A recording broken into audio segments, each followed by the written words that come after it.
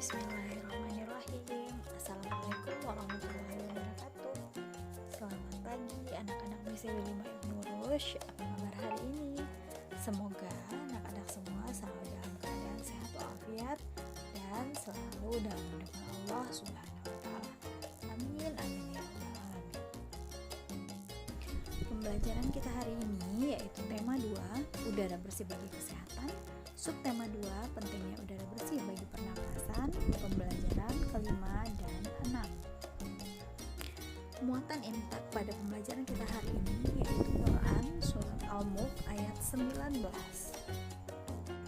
Tujuan pembelajaran kita hari ini yaitu yang pertama, anak-anak mampu menemukan informasi isi teks, kemudian anak-anak mampu menjelaskan macam-macam gangguan pernapasan pada manusia. Ketiga, anak-anak mampu menjelaskan penerapan hak, kewajiban, dan tanggung jawab dalam musyawarah. Yang keempat, anak-anak mampu mengetahui kosakata baku dan tidak baku di dalam teks. Pengertian hak, kewajiban, dan tanggung jawab. Hak adalah sesuatu yang dimiliki manusia sejak lahir. Kewajiban adalah sesuatu yang harus dilaksanakan setiap orang. Sedangkan tanggung jawab adalah kesadaran manusia akan tingkah laku atau perbuatannya yang disengaja maupun tidak disengaja. Kita semua punya hak, kewajiban, dan tanggung jawab sebagai warga masyarakat.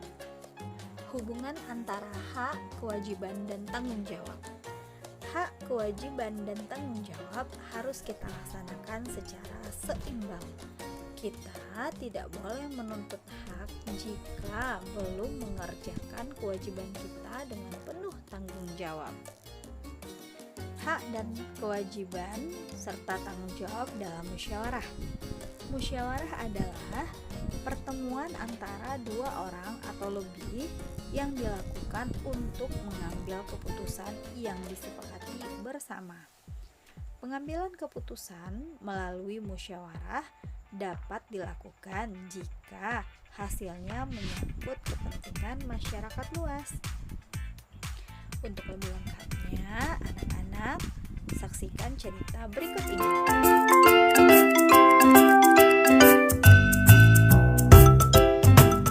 Tak seperti biasanya, Bunita datang terlambat. Nabila dan teman sekelasnya menunggu di kelas. Nabila asik mengobrol dengan Christina, Bagus asik membuat kapal-kapalan, sementara Andre asik memakan bakpao buatan ibunya. Dan teman-teman yang lainnya berlari-larian di kelas. 5 menit kemudian, Bunita datang. Semua murid langsung duduk di tempatnya masing-masing.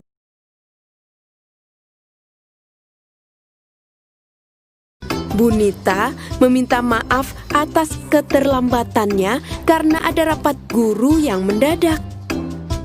Bunita pun memberitahu hasil rapat tersebut. Jadi anak-anak, besok kita akan memilih ketua kelas baru. Nabila dan teman-temannya saling menatap dan berbisik. Siapa nih ketua kelas baru kita ya? Coba, di antara kalian ada yang mau jadi ketua kelas? Ujar Bunita. Murid-murid pun terdiam. Bagus mengacungkan tangan. Saya bersedia, Bu. Semua murid menoleh ke arah Bagus. Menyusul kemudian, Andre mengacungkan tangannya juga. Saya juga mau, Bu. Ujar Andre dengan mulut masih tersisa bakpao. Dipanggillah Bagus dan Andre ke depan. Anak-anak, kita sudah mendapatkan 2 calon ketua. Pikirkan baik-baik, siapa yang akan kalian pilih? Saran ibu, pilihlah pemimpin yang baik, jujur, dan bisa dipercaya.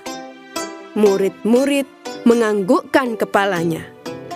Kalian berdua boleh kembali ke tempat duduk masing-masing. Melihat dua calon ketua tersebut, Nabila bingung siapa yang akan dia pilih. Dua calon itu adalah teman baiknya.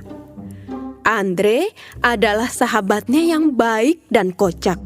Sementara itu, Bagus adalah teman baru yang baik dan pintar. Melihat Nabila bingung, Christina berkata, "Kenapa, Bila? Kamu bingung ya mau milih siapa?" Nabila menganggukkan kepalanya. Hari pemilihan ketua pun tiba. Setelah upacara selesai, Bunita, Nabila, dan teman-temannya bergegas ke kelas. Bunita kemudian memanggil Bagus dan Andre untuk berdiri di depan kelas. "Anak-anak, di depan kalian sudah ada dua calon ketua. Silahkan pilih yang menurut kalian baik, bisa dipercaya, dan jujur," kata Bunita. Serentak murid-murid menjawab. Bunita membagikan selembar kertas kecil. Kemudian murid-murid menuliskan nama calon ketua. 3 menit kemudian, kertas itu terkumpul di sebuah kotak. Penghitungan suara pun dilakukan. Nabila membantu Bunita membacakan nama yang tertera di kertas suara. Bunita menulis angka di papan tulis. Hingga akhirnya kertas terakhir tertulis nama Bagus. Bunita mulai menghitung perolehan suara. Bagus mendapatkan 20 suara. Sementara Andre 10 suara. Jadi anak-anak, berdasarkan penghitungan suara, ketua kelas kita yang baru adalah Bagus. Serempak murid-murid menjawab. "Selamat ya Bagus, kamu menjadi ketua kelas yang baru," Bu Guru berkata. "Terima kasih Bu," ucap Bagus. "Hai ya Bagus, selamatlah ya," kata Andre. "Sekarang, siapa yang akan kamu pilih sebagai wakilmu, Bagus?" Bunita bertanya. Bagus terdiam dan berpikir. "Teman-teman, bagaimana kalau Andre jadi wakilnya?" Setuju. Teriak teman-teman dengan kompak. Bunita senang pemilihan ketua kelas ini berjalan dengan baik. Murid-murid pun senang dengan ketua kelas dan wakil ketua kelasnya yang baru.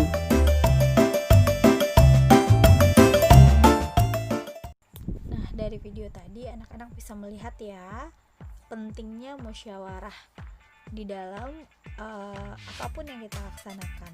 Jika ada di sana hak, kewajiban dan tanggung jawab, maka musyawarah itu akan terjalin dengan baik. Nah, di sini kita contohkan ada musyawarah pembagian jadwal siskamling. Kewajiban kita sebagai masyarakat terhadap musyawarah pembagian jadwal siskamling ini yaitu mengikuti tata tertib musyawarah. Sedangkan tanggung jawab kita adalah menghargai pendapat orang lain dan menerima hasil musyawarah dengan lapang dada. Sedangkan hak kita adalah mengajukan pendapat dalam musyawarah tersebut. Kewajiban dalam musyawarah. Yang pertama, menghormati perbedaan pendapat antar peserta musyawarah. Mengangkat tangan sebelum berbicara. Melaksanakan musyawarah dengan semangat kekeluargaan. Tidak memperkeruh suasana musyawarah. Kewajiban melaksanakan keputusan musyawarah dan menghargai pendapat orang lain. Itulah kewajiban kita dalam bermusyawarah. Contoh tanggung jawab dalam musyawarah. Yang pertama, melaksanakan keputusan musyawarah dengan sungguh-sungguh, mentaati tata tertib musyawarah, menghargai hasil keputusan musyawarah. Hak kita dalam bermusyawarah. Yang pertama, menyampaikan pendapat atau saran, memberikan kritikan terhadap hasil musyawarah, memperoleh hak yang sama dengan peserta lain, dan menyetujui atau menolak pendapat orang lain. Menemukan informasi isi teks. Cara menemukan informasi isi teks adalah dengan membaca teks dengan sesama dan cermat. Kemudian buatlah daftar pertanyaan dengan menggunakan kata adik simba yang jawabannya ada di dalam teks. Kemudian jawab pertanyaan tersebut dalam bentuk poin-poinnya. Nah, di sini ada teks mengambil keputusan dengan musyawarah. Anak-anak baca dulu apa isi teks ini dengan cermat, ya. Setelah membaca dengan cermat, kita berikan pertanyaan-pertanyaan untuk mengetahui isi teks. Pertanyaan yang dapat dibuat dari teks tersebut adalah: siapa yang bertanggung jawab dan mengambil keputusan bersama? Apa pengertian keputusan bersama? Bagaimana keputusan bersama dilaksanakan? Apa hal yang tidak boleh dilakukan dalam pengambilan keputusan? Dan kenapa hasil keputusan tidak boleh menguntungkan satu pihak? Nah, dari pertanyaan-pertanyaan yang kita berikan kepada teks tadi, maka dapat kita cari informasi dari isi teks tersebut adalah: yang pertama, setiap warga masyarakat mempunyai tanggung jawab dalam mengambil keputusan bersama. Keputusan bersama adalah keputusan yang ditetapkan berdasarkan pertimbangan, pemikiran, dan pembahasan yang matang. Kemudian, keputusan bersama dilaksanakan dengan penuh tanggung jawab. Hal lain yang tidak boleh dilakukan dalam pengambilan keputusan adalah memaksakan kehendak. Dan keputusan bersama harus menampilkan rasa keadilan dan semua peserta mempunyai kedudukan yang sama. Kata baku. Bahasa baku adalah bahasa yang sesuai dengan Kamus Besar Bahasa Indonesia atau disebut juga dengan KBBI. Bahasa baku tidak hanya digunakan dalam bahasa tulis, tetapi juga digunakan dalam bahasa lisan. Ciri-ciri kata baku. Kata baku dapat diidentifikasi dengan berbagai ciri-ciri yang bisa kamu temukan. Ciri-ciri kata baku antara lain: yang pertama, tidak dipengaruhi oleh bahasa daerah. Kedua, tidak dipengaruhi oleh bahasa asing. Digunakan sesuai dengan konteks kalimat. Tidak terkontaminasi atau tidak rancu. Dan tidak mengandung arti pleonasme, kata-kata yang berlebihan. Misalnya, agar supaya bagus hasilnya. Contoh kata baku dan tidak baku. Kata baku dari napas adalah napas, yang tidak bakunya adalah nafas.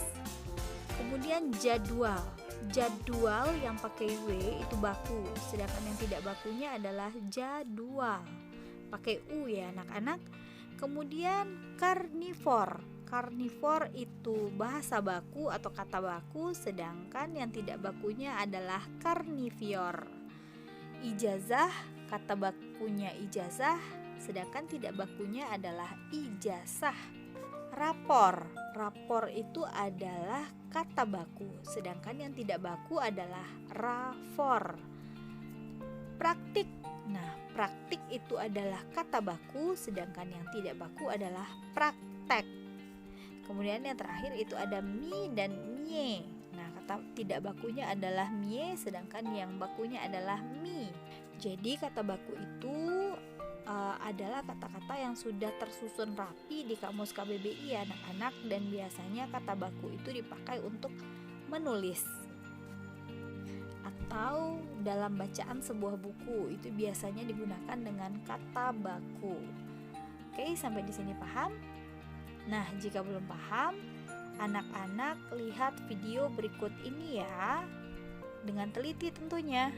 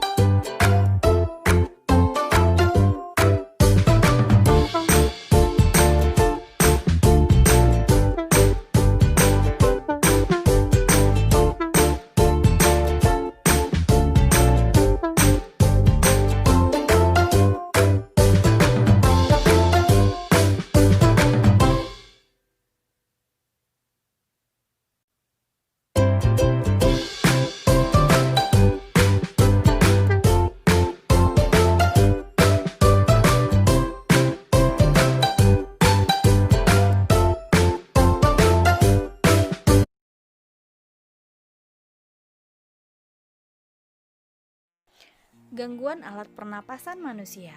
Gangguan alat pernapasan manusia itu ada flu, ada tuberkulosis, ada asma, flu burung, dan kanker paru-paru, serta banyak gangguan paru-paru lainnya.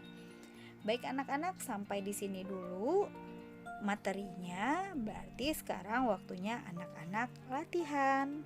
Anak-anak kerjakan latihan di bawah ini dengan benar ya anak-anak, dan dengan baik dan tulisan yang rapi. Terima kasih atas perhatiannya. Selamat mengerjakan tugas. Terima kasih. Assalamualaikum warahmatullahi wabarakatuh.